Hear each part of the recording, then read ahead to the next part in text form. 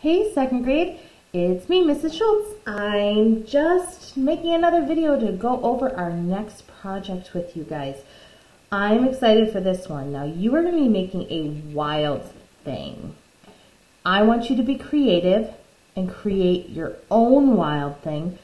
Don't use the one that is pictured. That's just to kind of help you get an idea. When you're creating a wild thing, think about using different animals and bringing them all together to make a new made-up creature. Okay, and I'm going to show you an example in just a second. When you're doing this, you are going to be filling the different parts of your wild thing using texture rubbing, just like we did from last week's assignment. So I know a lot of you have been sending me some awesome examples of texture rubbings that you found.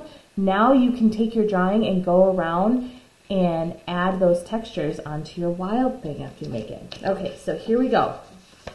In your packet, you got this example of how to make a wild thing. And then on the back side, it has a piece of paper for you to put the wild thing. Now you can use this piece of paper or a different piece of paper. It's completely up to you what you want to do. First, I want you to make sure that you're drawing with pencil only. Just like in art, we always draw with pencils so that if we make a mistake, we can erase it, right? I want you to take your time. This will probably take you more time than your last project assignment did. Now, after you're done drawing with pencil, I want you to find a black marker if you can. It could be a permanent marker like we use in art class. It could be a Crayola marker, any kind of marker. Or if you don't have a marker, use a black crayon. And just like we did in class, you're going to carefully trace over your lines. And I did most of mine already so that I didn't have to do all of it in the video. Okay, so I've traced all my lines. And then if there's anything that I missed, I'm going to go back and I'm going to erase those sneaky little spots that I don't want to see anymore, where I maybe went off of my line a little bit, okay? Now, I made up this crazy wild thing creature. He's part rat and turtle and I don't even know what. He's just completely made up and wacky and crazy, and I cannot wait to see your wacky wild thing creatures that you come up with. So after you're done with the first step of drawing with pencil, tracing, and erasing, making sure that your wild thing animal is big and fills up your whole page, then you are going to color it in by using textures. So I grabbed, again, some things to show you. Now I have Lego thing here. I'm going to put that down. Now I want to be careful not to go outside of my lines.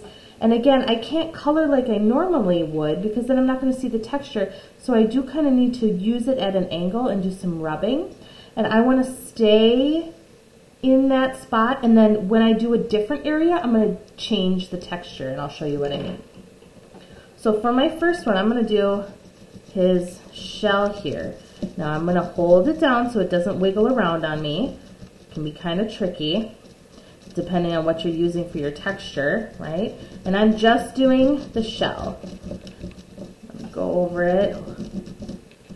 Okay, here's part of the shell here. I'm trying to just stay inside that shell, not get out of my lines. Okay? Now, when I do a different section, I want to choose and find a different texture.